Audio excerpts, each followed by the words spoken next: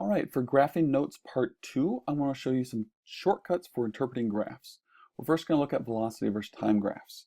The first shortcut is if the line is above the t-axis, the time axis, or the horizontal axis, what does that mean?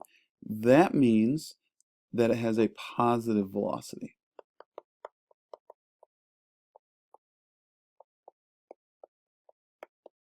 Another way to think about this is the object is moving forward.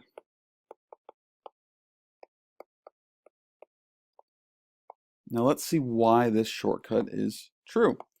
One thing I always suggest is if you're not sure on a graph what the motion is to make up numbers. So this would be 0 meters per second, this would be +1, +2, +3, and +4. Whenever you're making up numbers, it's not super important that they're perfectly spaced and all that stuff.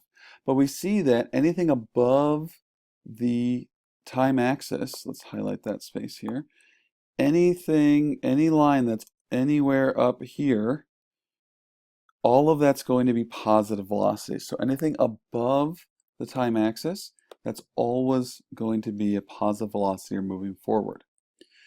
The sort of the opposite follows as well, and that's for anything below the time axis. So below the time axis, let's write it down here so it's below. So below the t-axis, what does that mean? It means a negative velocity.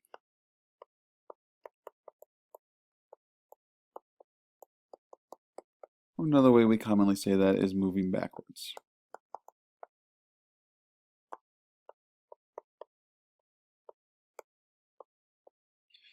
So we can apply our shortcut, and very quickly we can realize and see that the solid line on this graph here is moving forward.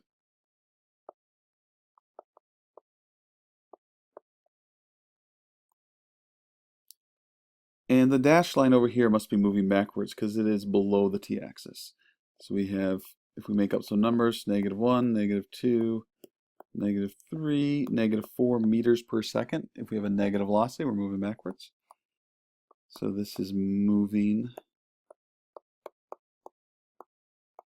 backwards. And then over on the right hand over here, on the right hand side, the solid one has to be moving backwards as well. Or I'm sorry, moving forward, because it's above the t-axis. So this is moving forwards, or positive velocity.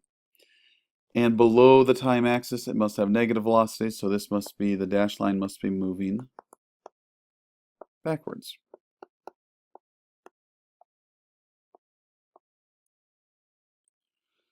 So that's the first shortcut. The second shortcut that I'm going to show you is if the line is going towards the time axis or away from the time axis. So by towards the time axis, this is what I mean. Any line arrowed like this, these are all going towards the time axis. And then away from the time axis would be sort of the opposite of that. Anything going away from the time axis would be away from the time axis. So these graphs, the one on the left, this one over here, both of the lines are going towards the time axis. So we're going to say towards the time axis. Actually, let's put that kind of in the middle here because that's for this entire graph.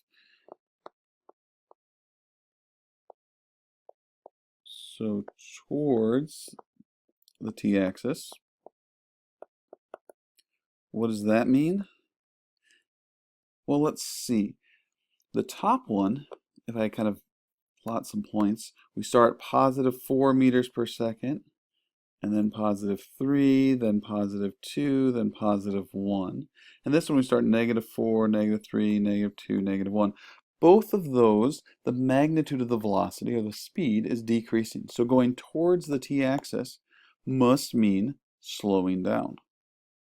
So going towards the t-axis means slowing down.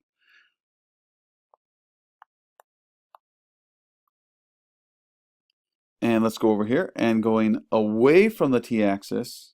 And one thing to remember, don't screw this up. Biggest, most common mistake is applying these rules to the wrong type of graph. This is for a velocity versus time graph, velocity versus time graph. So going away from the t-axis, both of these lines are going away from the t-axis.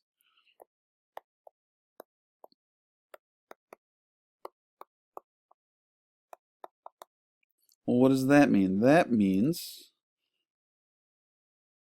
that it's going faster. If we make up numbers, 0, +1, +2, +3, -1, -2, -3. Both of these, the magnitudes of the velocity, the speed, are increasing. Even though this dash one here is going from -2, -3, -4, -5, -6 meters per second, that's still faster and faster. The negative just tells the direction. Negative is not how big it is in physics. So away from t-axis, from there, away from t-axis, that must mean speeding up.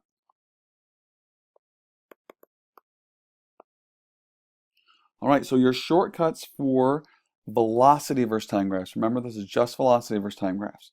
Above the t-axis means positive velocity, moving forward. Below the t-axis means negative velocity, moving backwards. And then going towards the t-axis means slowing down, and away from the t-axis, speeding up. So those are some shortcuts you can use. You don't have to use them, but sometimes it's helpful. Something else to think about. And again, these are just for velocity versus time graphs.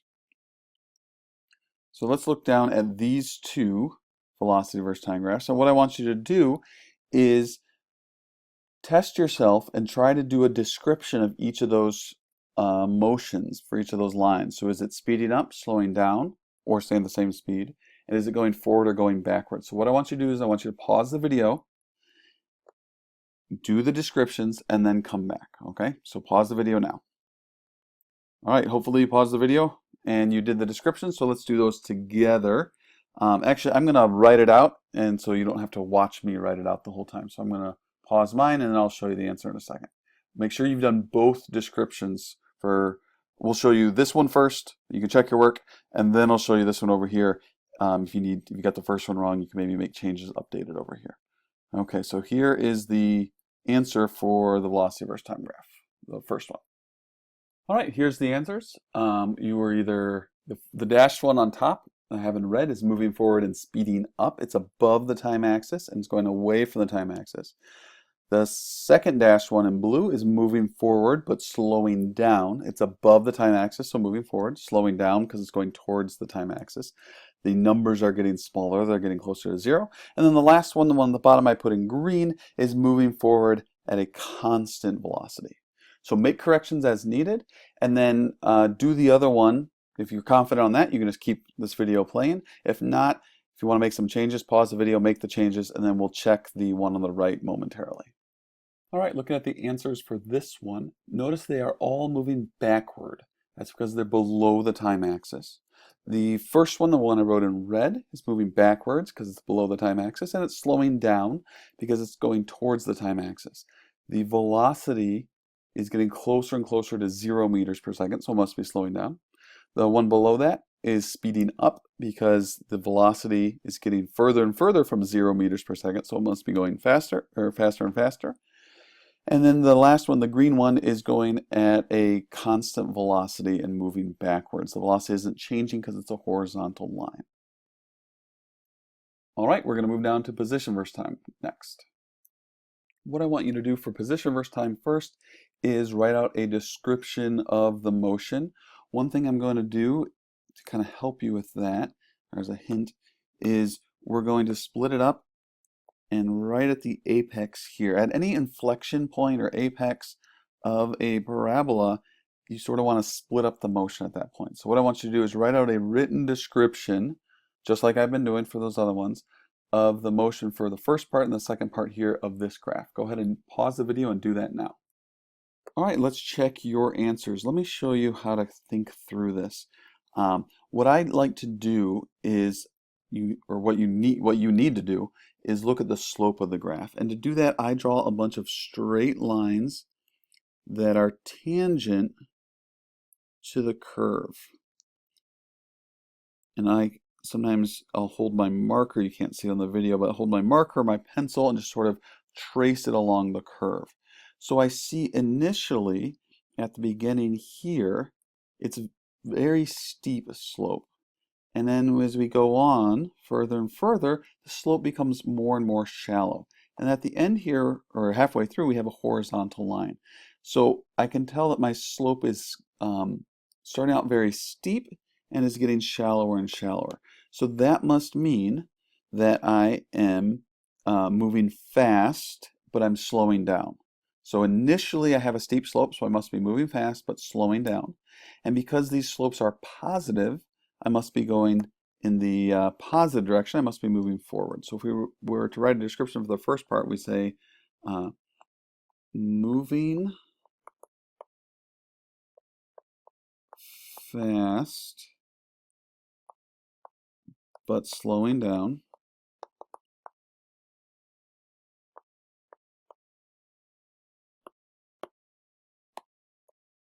Moving fast but slowing down, going forward. I could have combined those a little more, but oh well. So moving fast in the positive direction, but slowing down. So then at this instant here, the slope of the position versus time graph tells us the velocity, and since the slope is 0, it's horizontal. We know it stops for an instant, so not moving. And this does not mean like, hey, we're going to hang out for a while and have an ice cream cone. This is not moving for a split second. And then as we continue on, let's zoom in here, we see our slope is getting steeper and steeper and steeper, sort of the opposite of what's happened before. So as it's getting steeper and steeper and steeper, it must mean we're going faster and faster and faster. And because it's a negative slope, we must be going backwards or in the negative direction.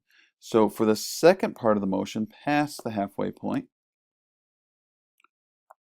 we speed up, moving backwards.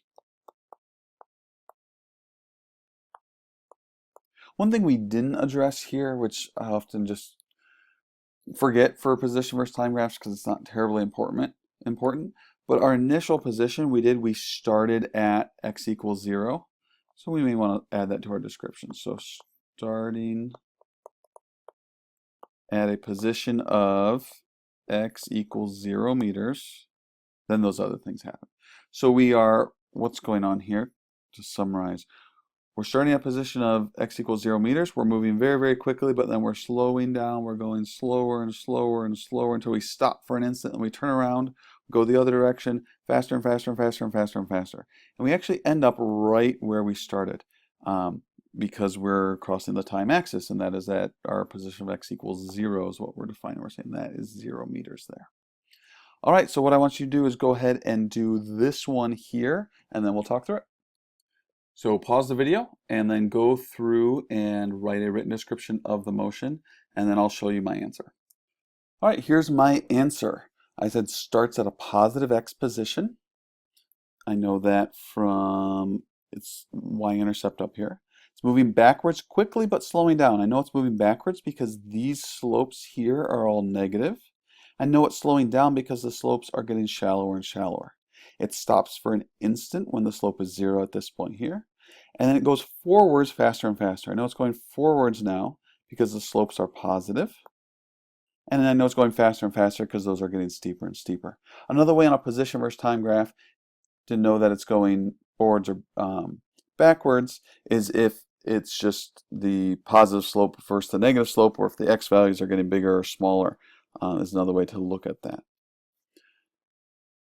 All right, so this is the end of these notes. For velocity versus time graphs, there's a bunch of rules to learn on that. I think we already reviewed that. For position versus time graphs, remember we're breaking it up into sections of the parabola.